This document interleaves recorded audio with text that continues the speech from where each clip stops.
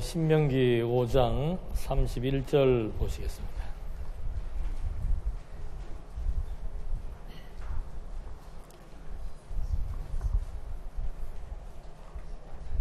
(5장 31절) 말씀입니다. 너는 여기 내 곁에 서 있으라. 내가 모든 명령과 규례와 법도를 내게 이르리니 너는 그것을 그들에게 가르쳐서 내가 그들에게 기업으로 주는 땅에서 그들에게 이것을 행하게 하라 하셨나니, 그런즉 너희 하나님 여호와께서 너희에게 명령하신 대로 너희는 삼가 행하여 좌로나 우로나 치우치지 말고 너희 하나님 여호와께서 너희에게 명령하신 모든 도를 행하라. 그러면 너희가 살 것이요 복이 너희에게 있을 것이며 너희가 차지한 땅에서 너희 날이 길리라. 그 신명기의 내용은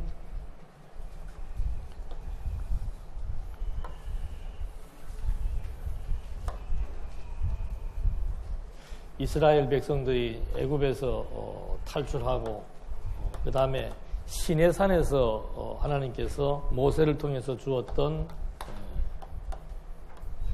율법의 내용입니다. 이걸 38년 동안 여기 오는데 2년 걸렸죠. 그리고 여기에서 가데스 바네아에서 가나안 땅 정탐을 하고 20세 이상 된 자들의 그 부정적인 보고, 부정적인 생각, 부정적인 믿음 때문에 결국은 그들은 광야에서 다 죽게 되고, 그 20세 이하 된 자와 광야에서 태어난 자들, 그들을 이제 여기에다가 모아놓은 겁니다. 그러니까 광야에서 태어난 사람 중에 나이가 제일 많은 게 38세겠죠. 그리고 정탐 보고했을 때 20세였으니까 이제 뭐 58세, 60세 이하 되는 세대들을 여기다가 이제 모아놓은 겁니다. 그러니까 그렇게 된 세대들을 모아놓고 여기에서 주어졌던 그 율법에 대한 내용을 다시 한 번 더 모세로 하여금 율법을 주신 목적, 이유, 성격 이런 것들을 이제 한 번 더 해석을 해주는 겁니다. 율법에 대한 내용을 해석해 줌으로써 이 가나안 땅 정복에 대한 확신, 그리고 이스라엘 백성들은 하나님께서 구별한 백성이라 그랬죠. 하나님의 백성, 선민 또는 거룩한 백성, 성민, 이렇게 해서 이들이 여기 들어가서 이제 살아야 될 어떤 삶의 규범 또는 종교적으로 하나님과의 관계를 유지시켜 나갈 수 있는 매개, 이게 이제 율법이 되는 겁니다. 그러니까 이스라엘 민족들을 하나님께서 하나로 묶어 나가는 그 중심에는 항상 율법과 성전이 있습니다. 그래서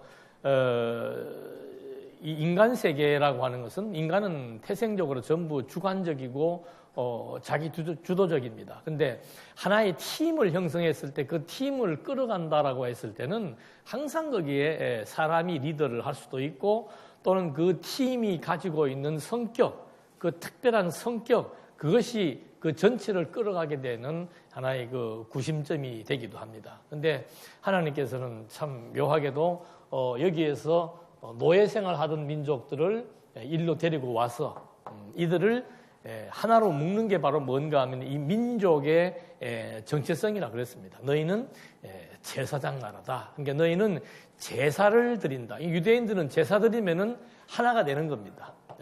늘 흩어져 살다가, 지역에 흩어져 살다가 뭐 3대 절기, 6월절, 뭐 맥주절 이런 절기가 되면은 전부 예루살렘으로 다 내려옵니다. 그건 뭐 예외가 없고 열애가 없습니다. 다 예루살렘으로 내려와서 예루살렘 성전을 중심으로 전부 운집해 있으면서 거기서 하나님 앞에 제사를 드리는, 이것이 이스라엘 민족을 하나로 규합하는, 연합하는 하나의 정신적 가치 또는 통일성을 이루어 나가는 구심점이 되는 거죠. 그래서 그런 맥락에서 이제 여기에서 다시 한 번 더 이스라엘 민족들에게 하나님의 정신교육, 그것은 가나안 땅에 들어갔을 때 너희들은 무엇을 중심으로 어디에 가치를 두고 어떻게 살아야 되는가, 이걸 이제 여기에서 제시해 주는 것이 율법이었습니다. 그래서 그 율법의 의미는 지난 시간에 말씀드린 대로 제사장 나라라고 하는 것을 규정해 두었다 그랬습니다. 그러니까는 하나님과 이스라엘 백성들과는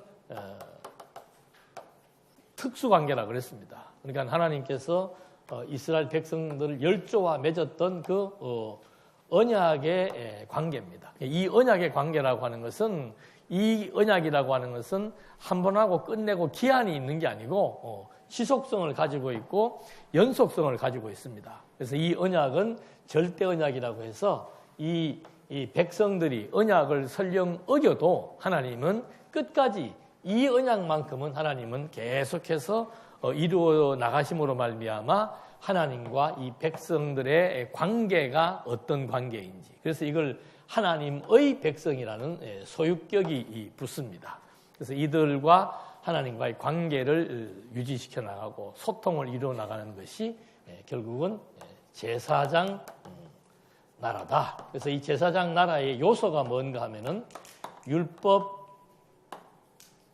성전이에요. 율법 속에는 뭐 제사도 다 들어가 있죠. 율법과 성전, 이것은 그 제사장 나라라고 하는 그 정체성을 성립시켜 나가는 구성 요소가 되는 거죠. 그래서 유대인들에게 율법과 성전이라고 하는 것은 뭐 이거는 뗄래야 뗄 수 없는 거. 그래서 그 바리새인들이 왜 그 율법을 중시하는지 오전에 말씀드린 대로 그 율법이 자기들을 의인으로 그리고 하나님의 백성으로 판정하는 기준점이 되었다는 거. 그래서 이들은 뭐 하여튼 유대인 딱 그러면은 뭐 정신적으로는 율법이고 실제적으로는 보이는 성전에 모여서 제사를 드리는 것. 이것이 유대 공동체를 하나로 묶어나가는 구심점이라고 하는 거.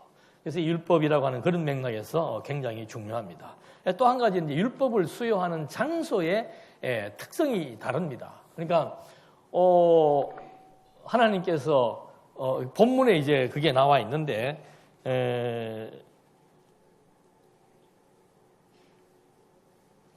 5장 3절에 보면은 이 언약은 여호와께서 우리 조상들과 세우신 것이 아니요 오늘 여기 살아있는 우리 곧 우리와 세우신 것이다. 그러니까 하나님의 언약이 두 가지예요. 여기서 세웠던 언약이 있습니다. 요건 이제 누구와 세웠는가 하면은 조상들, 개인들이에요. 아브라함, 이삭, 야곱, 개인들에게 세운 겁니다. 그리고 이제 하나님은 이 언약이 하나의 원리가 되는 거죠. 그 언약을 기초로 해서 이스라엘 역사를 끌어나가는 겁니다. 구분 짓는 이유가 있습니다. 여기 이제 조상들 또는 열조들 그렇게 얘기를 하죠. 조상 그러면은 아브라함, 이삭, 야곱. 이 사람들이 이제 유대인들은 조상 그럽니다. 왜? 하나님께서 이 언약을 이때 하나님께서 조상들과 언약을 맺었고 이 언약을 이들에게 승계해 준 겁니다. 그래서 야곱 때 와가지고는 이제 12명의 아들이 생겨서 이스라엘의 12지파가 형성되도록 하나님이 하셨는데 이들이 이제 애굽에서 400년 동안 종살이하고 난 다음에 모세 때 하나님이 이제 시내산에서 이들에게 율법을 주시는 거예요. 이것도 하나님의 언약이에요.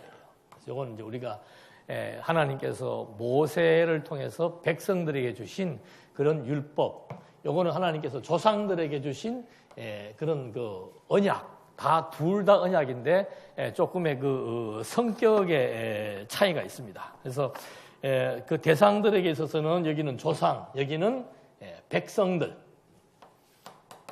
백성 전체를 말하는 겁니다. 생육하고 번성된 백성 전체에게 주었고, 이것은 이제 하나의 그 원리가 되는 거죠. 이스라엘을 끌어나가는 하나님의 계시의 원리가 됩니다. 그래서 여기 자손, 땅, 통치, 그래서 구약 성경 이스라엘의 역사를 끌어나가는 원리적인 언약이 되고, 시내산에서 준 온 백성들을 다 불러 모아놓고 온 백성들에게 주신 율법은 뭔가, 그 원리를 이루어 나가는 하나의 실제적 언약이 되는 겁니다.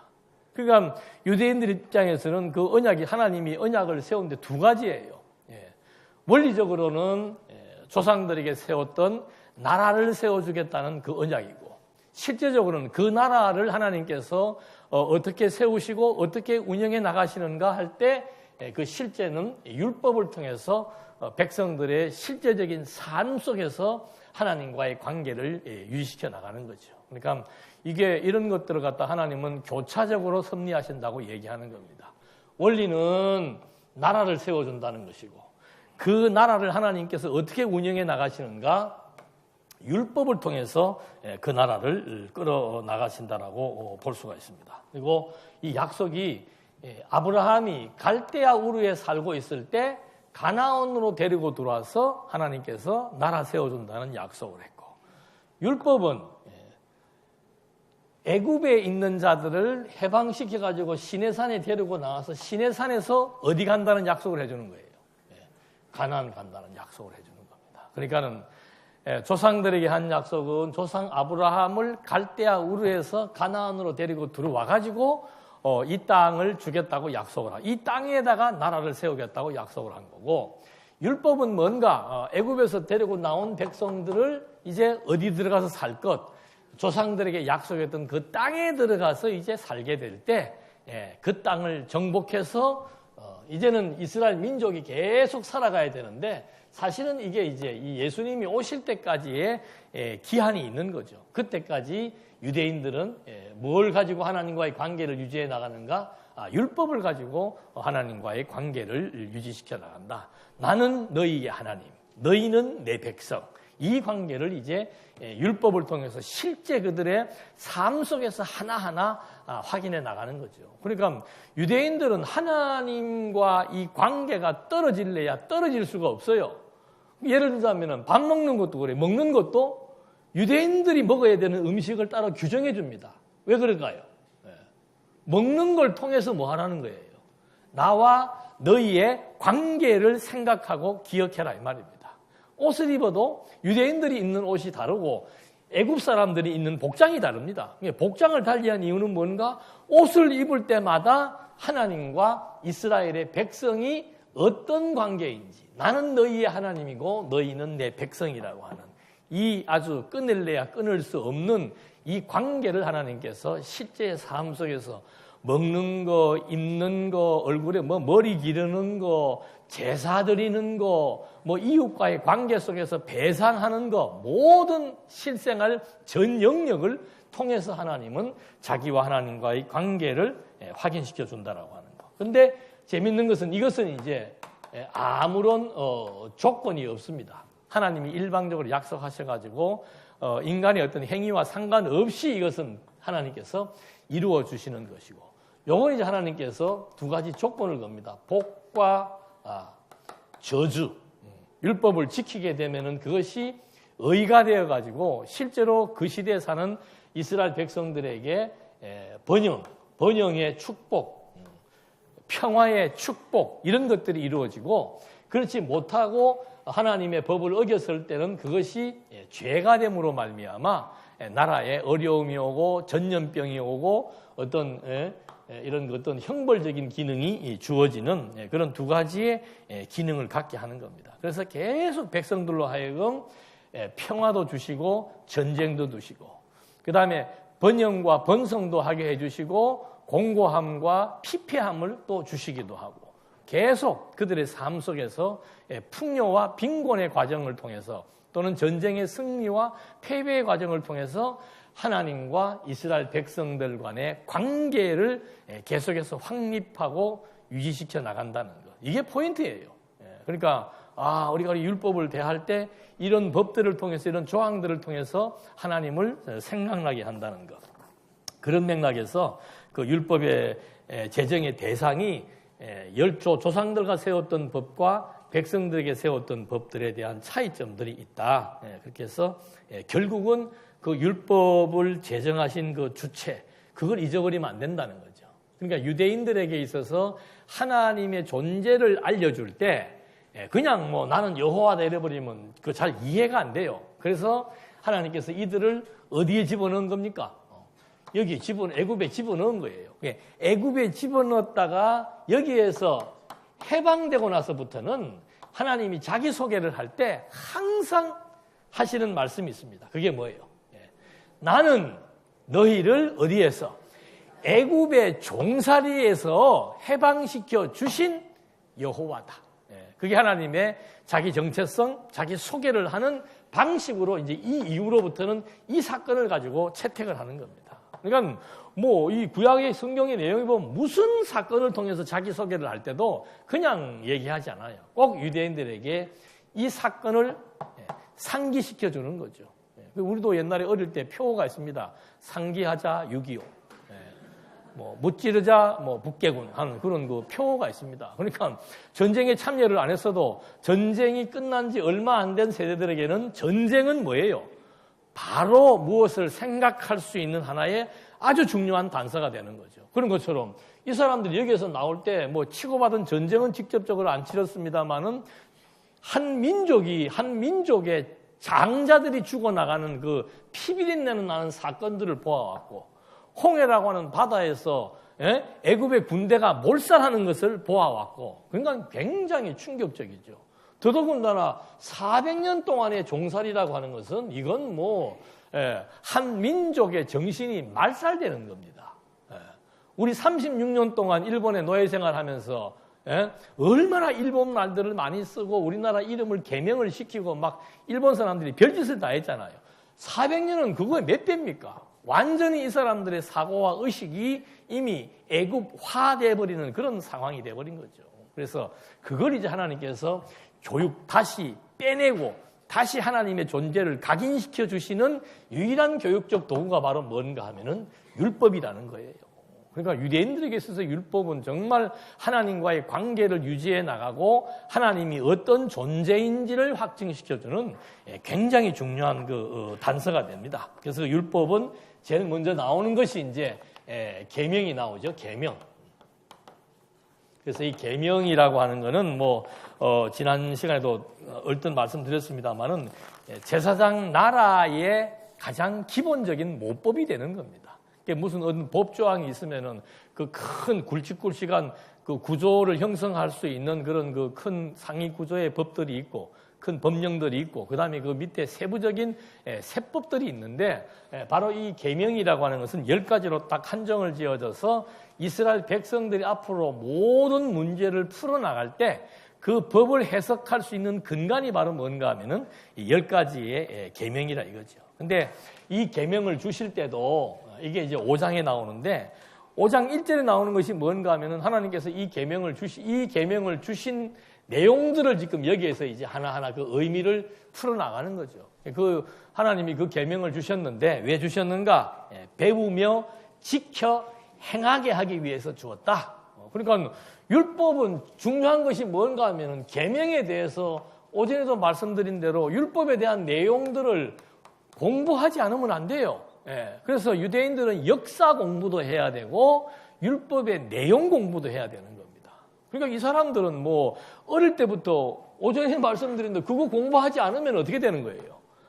불의한 자가 되고 이건 완전히 바리새인이나 어떤 그 유대인들의 기본적인 정체성을 잃어버리게 되는 아무 의미가 없어지는 사람이 되어버리기 때문에 너희가 선민이라는 것을 알고 우리가 선민으로서 어떻게 해야 의인이 된다는 그런 조항에 의해서 율법에 대한 공부는 뭐 끊임없이 해야 됩니다. 그래서 신명기서에 보면 계속해서 가르치라는 내용이 엄청나게 나와요. 부모들아 자녀들에게 뭘 해라? 가르쳐라. 왜?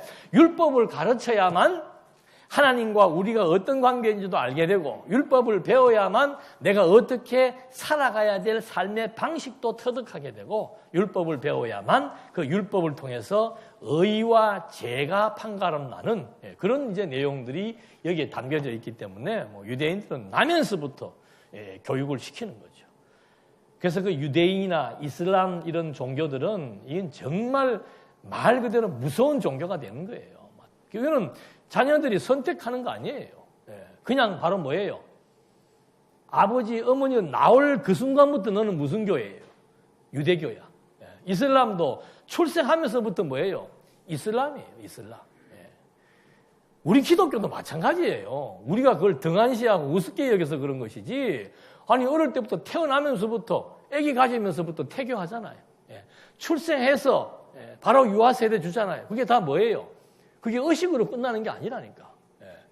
부모들이 계속해서 가정에서 어릴 때부터 교육을 시키면서 너는 하나님이 선택한 하나님의 백성이라고 하는 이런 종교교육, 그걸 받고 어릴 때부터 코기 시작하면은 교회 나가라 마라 할 그런 선택의 문제가 아니고 당연히 나는 하나님의 백성이기 때문에 교회 나가는 거는 이건 너무도 학교 가는 것처럼 당연한 것으로 받아들여야 된다는 거죠. 근데 부모들의 의식이 잘못돼 버리니까. 예. 학원은 빠지면 안 되지만 어떻게 해요? 교회는 고3짜리는 교회에 빠져도 돼요.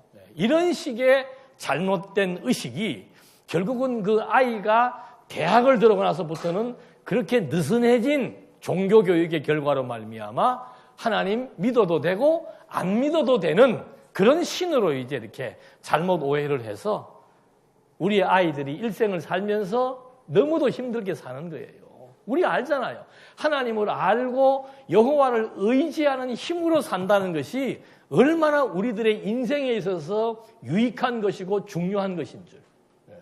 그런데 우리 아이들에게 정말로 중요한 게 뭐예요?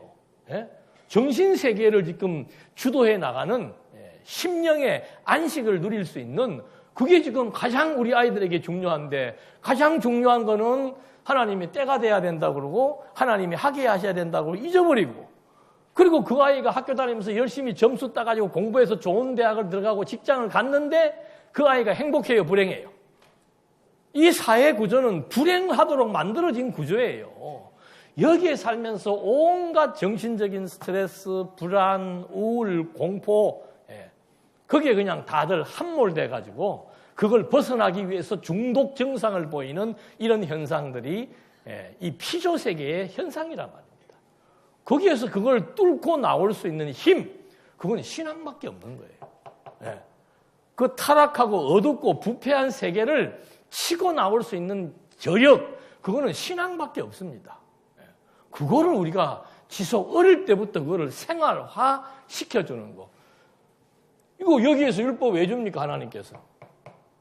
3대 언약 세워가지고 나라 세워주면 나라 이렇게 세워주면 되는 거지 뭐. 굳이 이 사람들에게 율법이라고 하는 이런 문서를 주고 그들의 생활 속에서 일거수일투족 다 반영될 수 있는 법을 주신 이유가 뭐예요? 이게 실제 교육이라는 거예요. 삶을 통해서 하나님을 경외하는 경건의 연습이 되는 교육적 수단이란 말입니다. 그래서 이 계명이라고 하는 것을 주시면서도 제일 먼저 이 계명을 주시면서 하시는 말씀이 배우며 지켜 행하도록 하나님께서 섭리해 나가시는 것이고 그 다음에 이 율법을 주신 대상들은 바로 우리 이 백성들이라고 하는 것을 한 번 더 주시시키고 율법을 주신 목적은 뭔가 출애굽의 여호와라고 하는 신의 정체성을 명시해 주는 겁니다. 그러니까 자 율법 지켜라 행해라 이런 말이 나옵니다. 그리고 너희 왜 그렇게 해야 됩니까? 너희들은 하나님의 백성이기 때문이다. 그래서 온 백성들을 다 불러 모아놓고 이걸 주신 겁니다. 지켜야 된다. 왜냐하면 하나님의 백성이다. 하나님의 백성이라고 해서 우리가 꼭 지켜야 됩니까? 아니다. 꼭 지켜야 된다. 왜? 너희를 애굽의 종살이에서 해방시켜 주신 하나님 여호와이시기 때문이다. 그러면서 1계명이 뭐예요? 1계명이. 다른 신, 이제 이 계명의 조항들, 율법의 조항들이 나올 때마다 큰 단원이 바뀌고 나면 항상 나오는 내용이 딱 정해져 있어요. 가나안 땅을 정복하게 될 때 딱 장소 명시해 줍니다. 그리고는 거기에서 출애굽의 하나님 여호와를 잊어버리면 안 된다고 말해주고 있습니다. 왜냐하면 그분은 절대적인 언약을 성취하시는 여호와, 다른 신과는 완전히 차별된 신이기 때문에 이게 율법에서 반복해서 주시는 반복적 반복적 구조예요. 계명, 율례, 규례, 법도 모든 내용들에게 일관되게 들어가는 것이 바로 뭔가 하면은 이제 5장 1정에서라면 지켜라는 걸 딱 명시해주고 그 다음에는 하나님과 이 백성들의 관계를 유지시켜 나가는데 출애굽의 상황 그리고 다른 신을 섬기지 말아야 되는 이유 이런 것들이 이제 내용 요소마다 소개가 되는 거죠. 그러니까 다른 신 섬기지 말아야 되는 이유는 바로 뭔가 하면은 너희는 하나님의 백성 또는 하나님이 선택한 백성 그리고 너희를 애굽의 400년 종살이에서 해방시켜 주신 여호와, 열조와 조상들과의 언약대로 너희를 400년 애굽의 종살이에서 해방시켜 주신 여호와, 이 여호와이기 때문에 너희들은 다른 신을 섬기면 안 된다. 그리고 신명기 후반부에 가면 또 나와요. 다른 신을 섬기면 안 되는 이유가 뭔가 하면은 하나님은 사람을 살리기도 하시고 죽이기도 하신다. 그런 신이 있습니까? 없습니까? 다른 신은 없어요. 다른 신은 그냥 신으로 있으면은 그 종교를 선택한 그 교인들이 그 신을 그냥 섬기는 거 과정으로 끝나지만 이 신은 뭔가 하면은 죽이고 살리는 신이다 이 말입니다. 그래서 나 외에는 다른 신이 없다는 것은 역사적으로 유대인들에게 직접적으로 연관되는 것은 너희를 애굽의 종살이에서 언약대로 해방시켜서 반드시 언약을 지키시는 그런 신이고 후반부에 가서는 나는 죽이기도 하고 살리기도 한다. 생명을 마음대로 좌지우지한다. 그렇기 때문에 나 외에는 다른 신이 없다라고 하는 유일의 개념을 이제 설명하기도 하는 겁니다. 그렇게 해서 이걸 어디에서 시행하는가? 가나안 땅에서 시행한다. 이렇게 먼저 그 계명을 얘기할 때 이렇게 말해주고 있는 거죠. 그러니까 그 계명을 말해줄 때도 출애굽기 때 주었던 계명 주는 내용하고 신명기에서 주는 내용은 조금 차이가 나. 여기는 그 계명에 대한 중요성이 있을 때마다 부연 설명들을 많이 합니다. 그래서 특별히 강조하는 게 다른 신, 나 외에 다른 신 섬기지 마라. 그래서 우상도 만들면 안 되고 절하면 안 되고 안식일을 통해서 내가 누구인지를 기억해라 라고 하는 명시를 해주고 그 다음에 이제 부모와 자식 간의 관계, 살인, 간음, 도둑질, 거짓 증거, 이웃의 것을 아내나 소유물을 탐하는 거 이런 것들이 이제 다 이 신이 뭐 한 거예요? 정해준 분복이죠.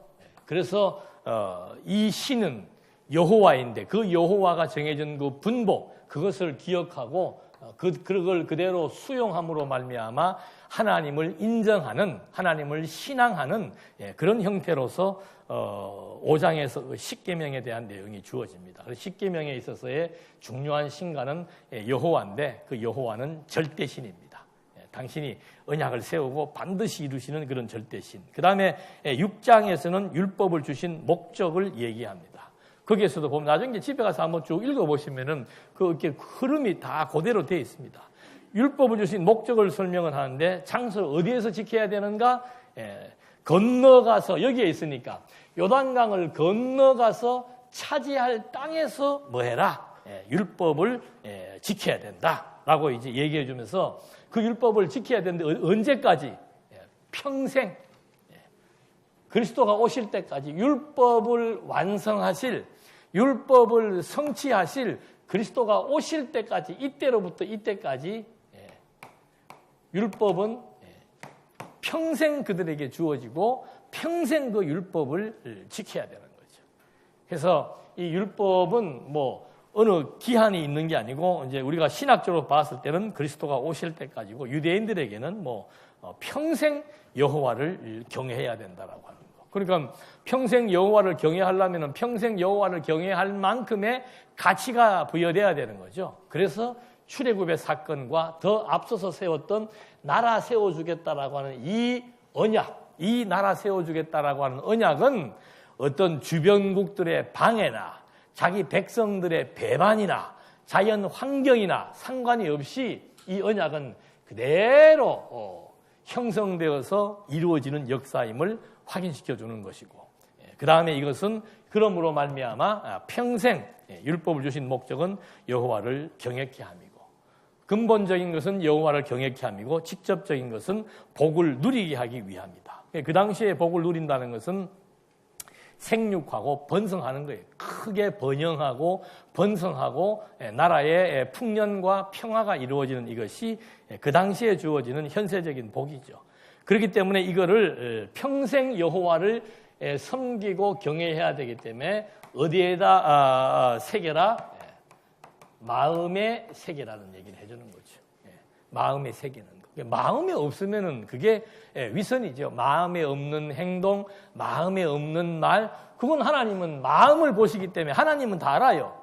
우리는 마음에 없는 말을 할 수도 있고 마음에 없는 행동을 할 수 있지만 사람은 속일 수 있지만 하나님은 마음을 보시는 분이기 때문에 마음에 있는 생각인지 마음에 있는 태도나 행동인지를 하나님은 다 간파하는 거죠. 그래서 평생의 여호와를 경외해야 되는 것 무엇을 통해서? 율법을 통해서. 그렇기 때문에 이것은 어떤 눈으로 보고 어떤 형식적인 것보다 더 중요한 것이 마음에 새겨서 마음판 자체가 여호와와 유기적 관계, 마음에 새긴다는 것은 이 유기적인 관계도 되고 하나님으로부터 생명을 부여받은 하나님과 같은 하나님의 생명의 기운으로 존재해야만 마음의 변화가 생길 수밖에 없는 거죠. 그래서 이런 맥락에서 이제 여호와를 경외케 하고 복을 누리게 하고 마음에 새겨야 된다. 왜?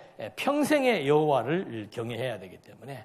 그리고 또 한 가지는 뭔가 하면은 누가 후손들이 율법에 대한 의미를 물어올 때 이게 교육이지요. 율법을 우리가 왜 공부해야 됩니까? 율법을 왜 지켜야 됩니까? 라고 물어오면은 아주 중요한 사건이 뭐라고 그랬어요? 출애굽의 사건 얘기해 주면 되는 거죠. 그러니까 유대인들은 출애굽의 사건 이거는 진짜 어린애들부터 시작해서 얘기하라 그러면 다 줄줄이 얘기할 수 있을 정도로 모든 중요한 사건 모든 중요한 교훈의 핵심적 근간으로서 중요한 사건이 되는 거죠. 그래서 율법을 설명해 줄 때는 반드시 출애굽 사건과 율법이 연관되어 있기 때문에 율법, 다시 말해서 왜 지켜야 되는가? 우리를 애굽에서 해방시켰다? 애굽에서 왜 해방시켰는가? 그거 나와야 되죠. 그때 누가 나오는 거예요? 조상들과 특히 우리의 대표적인 조상인 아브라함과 하나님이 약속을 했다. 약속대로 여기에 보내서 여기에서 번성시켜서 다시 이 땅으로 돌아오게 하시겠다라고 하는 하나님의 언약이 있었다. 출애굽 사건은 사건 자체만을 설명하는 게 아니고 이미 거슬러 올라가서 최초의 하나님께서 조상들과 세웠던 그 언약으로부터 시작해서 이 사건이 설명될 때 그래서 출애굽은 우리 민족에게 의미 있는 사건이구나. 그래서 출애굽은 하나님이 여호와의 힘을 우리에게 확증시켜주는 이 땅과 이 백성이 여기에 존재해야 되는 이유가 바로 뭔가? 하나님이 조상들과 세우신 언약을 그대로 성취해 주셨고 언약과 성취의 결과로 말미암아 하나님이 여호와로 지금도 살아 존재하신다는 신존재 확증에 너무도 중요한 단서가 되는 거예요. 그러니까 유대인들이나 우리나 예나 지금이나 가장 중요한 것은 뭔가? 신이 죽었는지 살아있는지. 그게 가장 근본이에요. 우리가 믿는 신이 살아있는 건지 죽은 건지. 신상을 만들어 놓고 눈과 코와 입과 귀를 만들어 놓았는데 보지도 못하고 듣지도 못하고 호흡도 못하는 그런 하나의 조각물인 신인지 아니면은 모든 피조 세계의 생사 화복을 주관할 수 있는 정말로 살아계신 우주와 만물을 창조하신 그리고 모든 피조 세계를 당신의 능력으로 지배하고 섭리하고 운영해 나가시는 그런 신인지 엄청난 차이가 있는 거예요. 그러니까 우리가 믿는 신에 대한 인식의 농도만큼 그 사람들의 신앙적인 태도나 관심이나 가치는 비례해서 달라지게 되어 있는 거죠. 그러니까 유대인들이 철저하게 율법을 공부시키는 거, 물론 천국과 지옥으로 갈라지는 것도 있지만 근본은 뭔가 하면은 신에 대한 존재가 정말로 살아있는지를 믿을 수 있는 근거를 이들은 율법을 통해서 제시해 주는 겁니다. 율법의 내용들을 설명하기 위해서는 출애굽의 사건을 알아야 되고 출애굽의 사건을 알기 위해서는 조상들과 세웠던 언약을 분명히 이해해야 되고 그렇게 될 때 이 이스라엘의 역사가 우리 조상들과 세운 언약이 그대로 성취되어진 역사임으로 말미암아 하나님은 언약을 성취하시는 여호와로 지금도 살아 존재하시는구나. 살아있는 것과 살아있지 않는 것은 이건 정말 하늘과 땅 차이예요. 네. 그런 하나님을 우리가 의지한다라고 하는 거. 거기에서 우리의 근심과 염려가 어떻게 되는 거예요? 다 사라지게 되는 거죠. 네. 이 지긋지긋한 이 엄청난 도저히 인간의 힘으로 극복할 수 없고 인간의 힘으로 벗어날 수 없는 가장 그 시대의 막강한 애굽의 세력, 그 세력으로부터 벗어난다? 우리 백성들은 한 손끝 하나 다치지 않고 고스란히 하나님의 백성들 60만 명이 그대로 여기를 벗어났다? 그래서 하나님이 숫자부터 세게 해주잖아요.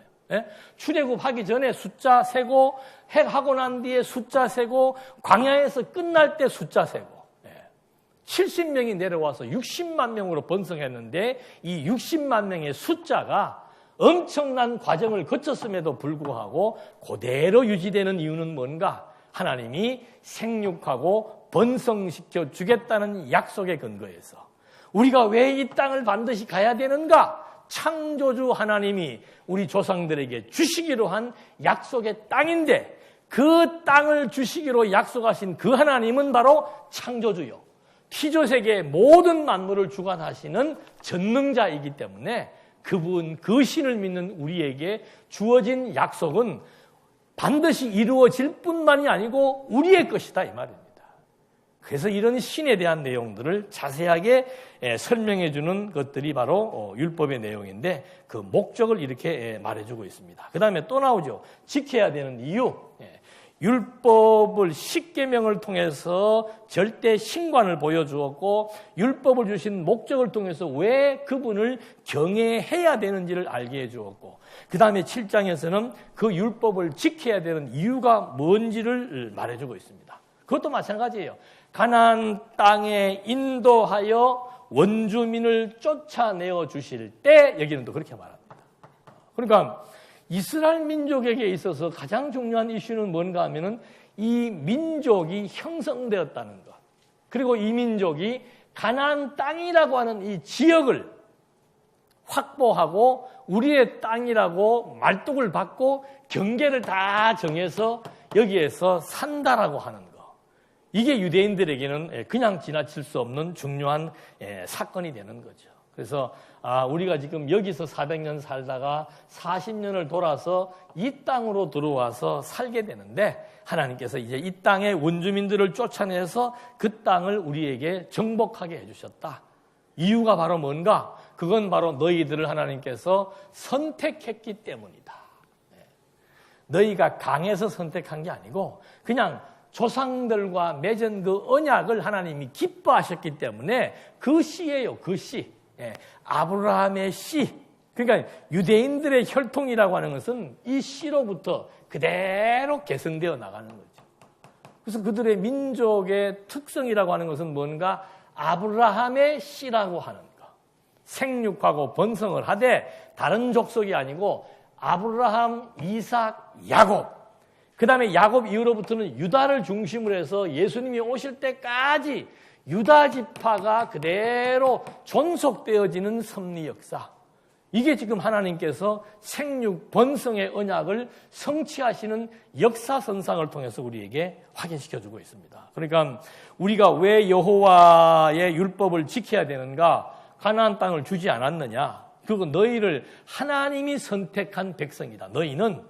그러니까 하나님이 지키라 한 그 율법을 지킬 수밖에 없는 이유는 너희 민족의 정체성, 너희의 국토에 대한 그 정체성 이런 것들이 하나님의 언약으로부터 되어졌기 때문에 여기에서 그 하나님의 율법은 우리에게 중요한 의의가 있다는 것을 확인시켜 줍니다. 그 다음에 조상들과 맹세를 지키기 위해서 이런 역사가 결국은 하나님께서 조상들과 세웠던 그 언약을 하나님이 이루시기 위해서 섭리한 이스라엘의 역사였기 때문에 우리는 이런 내용들을 알게 될 때 이런 하나님을 우리한테 알게 하기 위해서 주신 교육적 수단이 바로 율법이기 때문에 이 율법은 지켜야 되겠구나. 왜? 그것을 얘기하면 율법을 통해서 하나님이 여호와의 심을 확증할 수 있기 때문에 율법이라는 것은 하나님을 알게도 하고 또 율법을 통해서 확정을 시키기도 하고 또 율법을 통해서 존재를 깨닫게도 하고 율법의 기능이라고 하는 것은 다양한 기능이 있죠. 하나님과 하나님의 선택한 이스라엘 백성 간에 끊어질 수 없는 유기적 관계. 이거를 지속적으로 알게 하는 것이 바로 율법이다. 우리는 뭐 율법 그러면 그냥 죽이고 살리는 것만 강하게 생각을 하는데 그 기능도 당연히 있죠.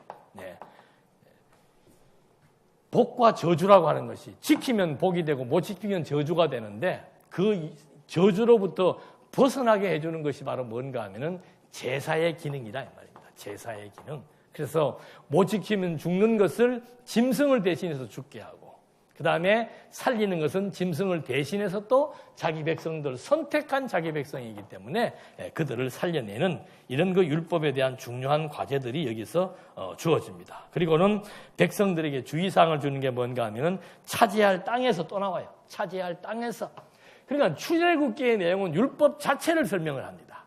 근데 신명기의 내용은 그 율법을 주신 목적과 이유와 그리고 이 가나안 땅과 연결시켜서 율법을 설명하고 있다는 거죠. 그러니까 유대인들은 벌써 율법을 딱 보게 되면은 이 땅을 연상할 수밖에 없습니다.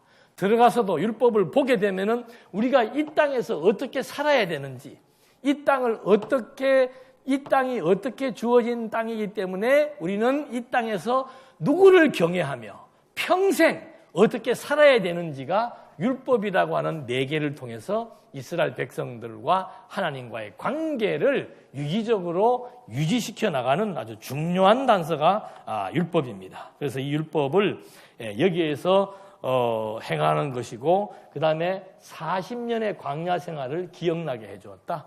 또 애굽의 사건을 기억나게 해주고 40년의 광야 생활을 기억나게 해주고 그래서 이 율법에 대한 것들은 여기 첫 번째 계명에 대한 10계명에 대한 것은 하나님의 절대 신이라고 하는 사실을 확인시켜주고 두 번째 목적에 대해서는 여호와를 경외하기 위한 것임을 밝혀주고 지켜야 되는 이유는 하나님이 우리를 뭐 했기 때문에 선택했기 때문이라고 말해주고 있고 마지막 우리가 또 다른 이유 1 선택 2 한다면은 그것은 여호와를 기억해야 되기 때문에 이렇게 완벽한 게 없죠. 율법이라고 하는 것이 율법의 모든 내용들이 결국은 하나님의 언약을 기억나게 해서 하나님의 존재를 확증시켜주고 그 하나님을 경외하며 살아갈 수 있는 평생의 통로가 바로 뭔가 하면은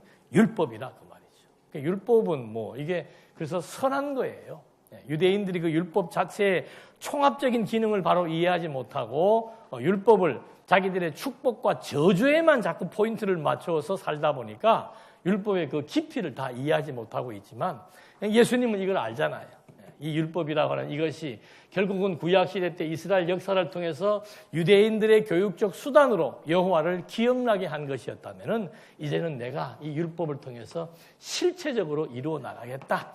하나님의 선택한 백성들에게 새 생명을 주는 거. 여기는 아브라함의 씨로 말미암아 계속해서 생육번성으로 이루어지는 생명의 연속이라면은 여기는 이제 그리스도로 말미암아 한 번 그리스도께서 선택한 백성들에게 한 번 그리스도의 생명이 주어지면은 그 생명은 대대손손 이어지면 영원한 생명이라고 하는 사실을 여기에서 확인시켜 주는 거죠. 그러니까 여기는 뭐 죽고 살고 하는 것에 대한 반복이라면은 여기에 한 번 살린 백성은 이제 영원한 생명을 얻는다.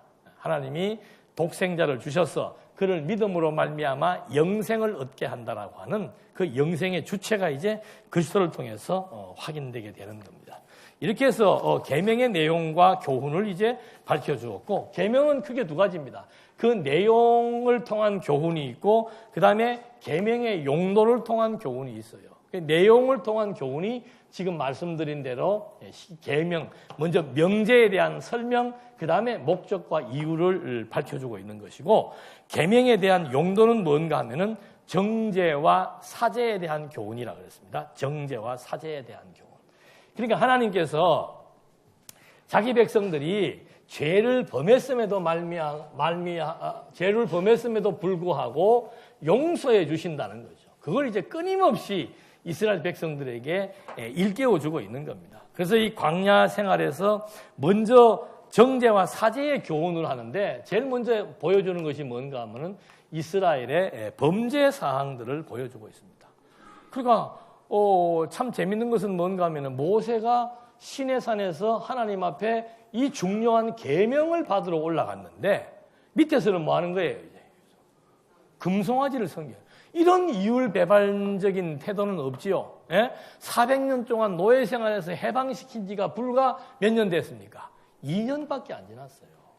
그 충격적이고 그 엄청난 얼마나 이 사람들이 홍해바다를 건넜을 때 막 찬양을 봅니까?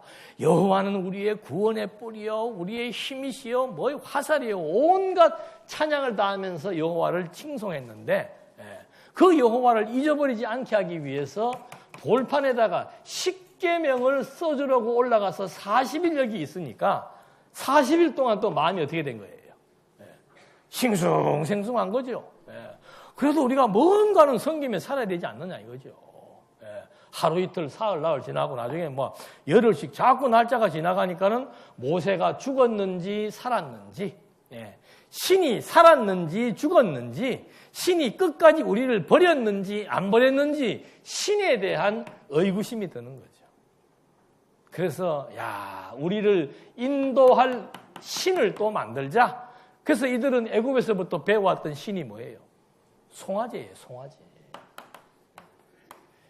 제가 언제 한번 말씀드렸죠. 미국의 그 월가의 큰 상징물이 뭐라고 그랬습니까?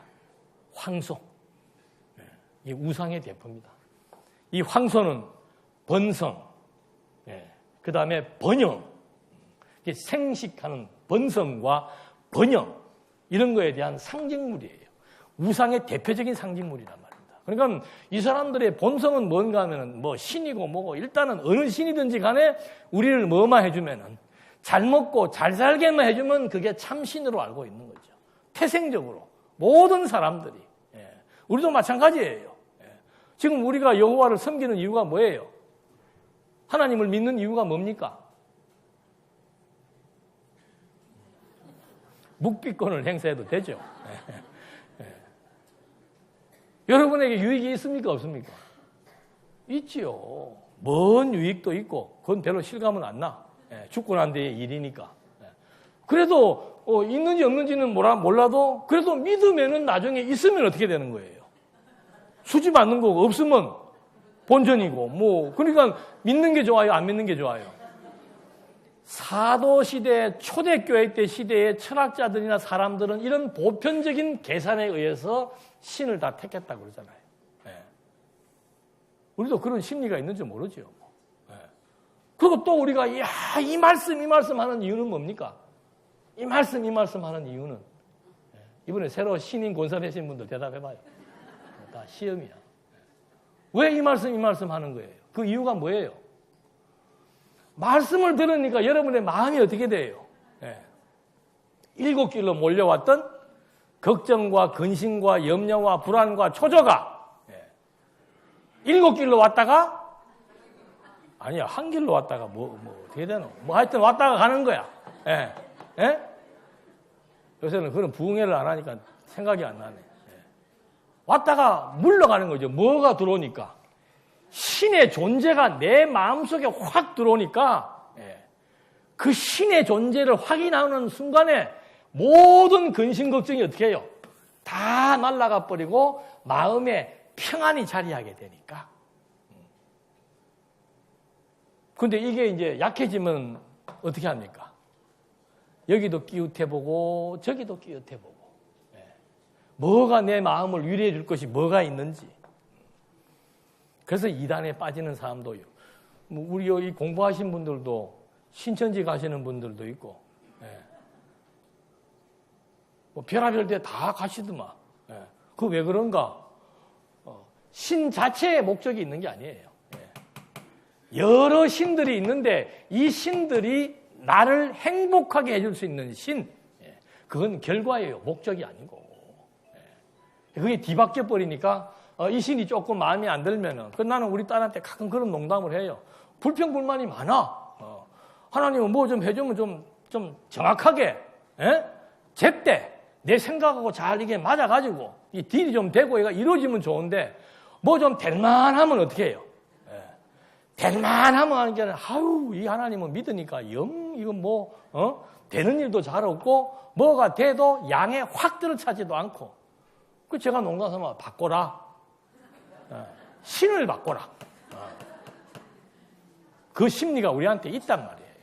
그래서 하나님께서 이 백성들의 범죄를 먼저 얘기해 주는 이유는 바로 뭔가 하면은 인간이 가지고 있는 본성, 이것이 정말 타락한 본성을 가지고 있음에도 불구하고 하나님은 당신이 선택한 백성이기 때문에 당신이 지명하고 당신이 선택하고 당신이 좋아서 자기 백성을 삼았기 때문에 이런 것과 상관없이 정죄는 하되 이 정죄의 대상이 자기 백성의 생명이 아니고 짐승의 생명을 대신해서 자기 백성을 살려내시는 그 제사장 나라에 대한 규정을 그런 맥락에서 해주는 거죠. 그래서 먼저 백성들의 범죄 중에서 금송아지도 큰 죄지만은 가장 큰 범죄는 뭐였습니까? 가나안 땅 못 간다는 거죠. 우리는 갈 수 없다는 거예요. 왜? 너무도 상대가 강하기 때문에. 그건 누구를 잊어버린 거예요?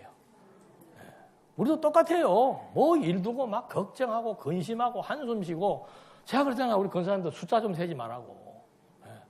평소에는 그래 안 세다가 무슨 일 생기니까 매 숫자 세. 차가 몇 대인가 세보고. 우리가 이길 건지 질 건지 숫자 세보고. 구약시대 같으면 전염병이 돌아가지고 우리 3분의 1은 다 죽습니다. 그래 하면. 그것처럼 불신앙이 어디가 있어요. 우리가 우리의 힘으로 한다면 어떻게 해야 됩니까? 당연히 세야 되죠. 전쟁은 사람으로 하는 거 아닙니까? 군사력으로 하는 거잖아요. 지략도 세워야 되고 막 힘도 규합을 해야 되고 뭉쳐야 되고 좋은 무기도 있어야 되고.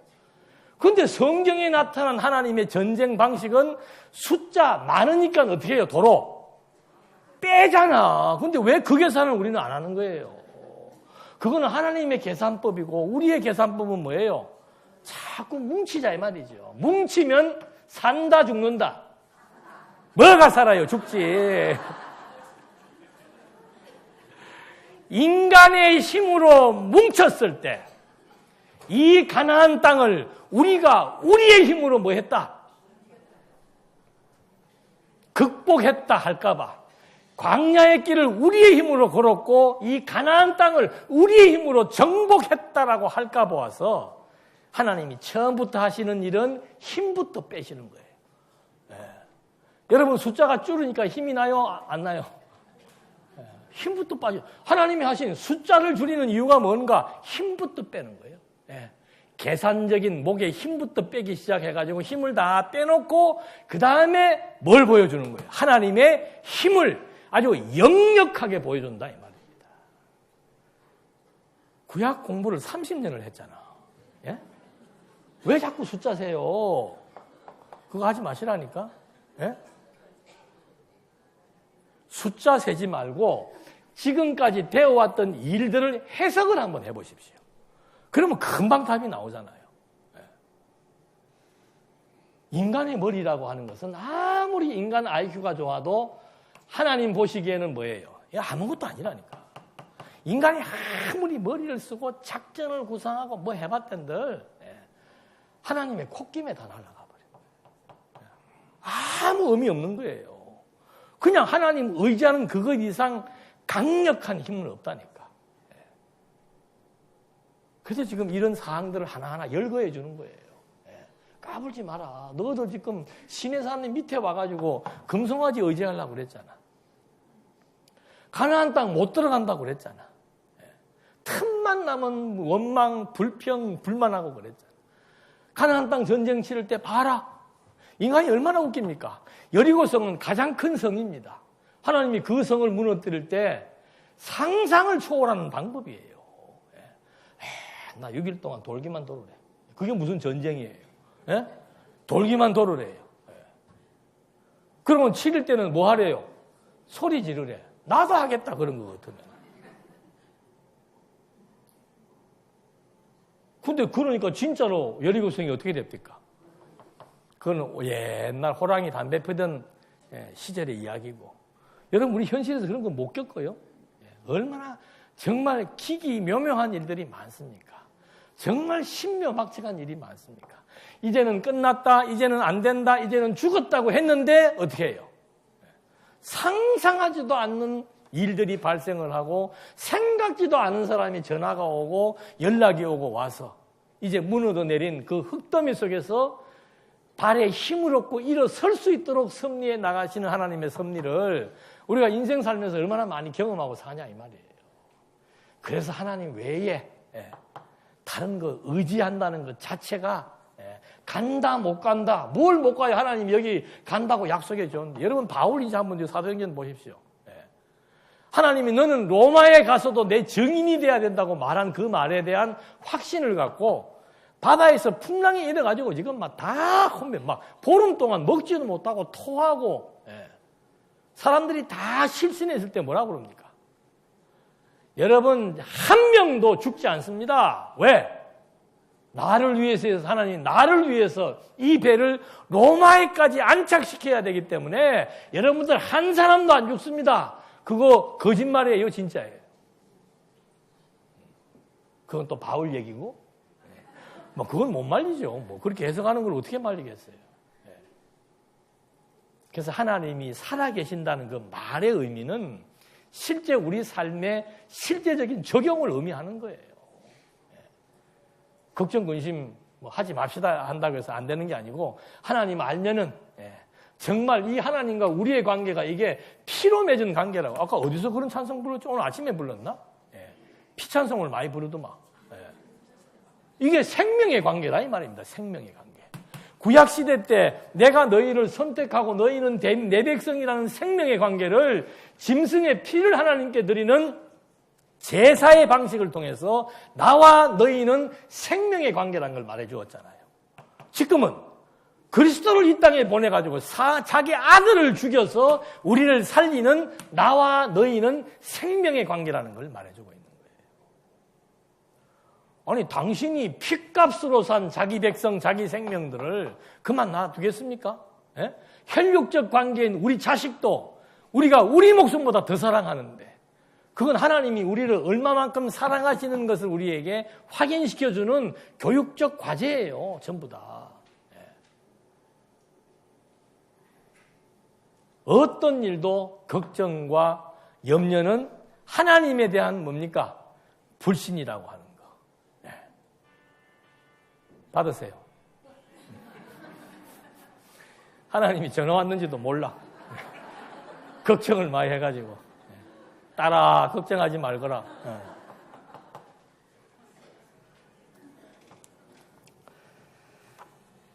그래서 이 참 성경의 내용들의 구성을 보면은 하나하나가 의미 있는 구성입니다. 이스라엘 백성들에 대한 범죄 사항들을 얘기해주고 그 범죄를 기억나게 해서 그 다음에 하나님이 용서해 주시는 거. 돌판도 처음에 주었다가 백성들이 금송아지 섬기니까는 모세가 성질 나가지고 어떻게 해요? 깨부셔 버리잖아. 하나님 또 모세 보고 뭐 성질 이런 얘기도 안 해요. 모세 불러갖고 또 똑같은 돌판을 또 만들어 줘요. 왜? 하나님의 조상들과 맺은 하나님의 언약대로 이 백성들은 가나안 땅을 정복해야 될 자기 생명의 씨니까 그것이 우리에게 위로가 되고 위안이 되고 의지가 된다라고 하는 이 율법의 용도, 정죄와 사죄에 대한 교훈을 통해서 이제 미리 앞부분을 확인해 본 겁니다. 다음 시간 계속해서 하겠습니다. 은혜와 사랑이 풍성하신 하나님 아버지, 오늘 저희들에게 주신 그 율법에 대한 근본적인 의미를 다시 한번 생각나게 하시니 감사합니다. 율법을 통해서 인간의 죄된 모습을 낱낱이 드러나게 하시고 그 죄의 싹은 사망인데 사망한 자기 백성들을 살리기 위해서 하나님의 아들을 이 땅에 보내시고 그 죽음의 피로 말미암아 또 다른 생명을 얻게 하신 하나님의 은혜와 사랑이 오늘 우리가 살아가는 힘의 근간이 되게 하시고 여호와를 의지하는 그것이 우리 삶의 의미가 될 수 있도록 인도해 주시옵소서. 모든 근심, 염려는 이제 하나님에 대한 확신으로 물리치게 하시고 여호와가 주시는 심령의 평안이 우리 삶의 동력이 될 수 있도록 역사해 주시옵소서. 예수님의 이름으로 기도드립니다. 아멘.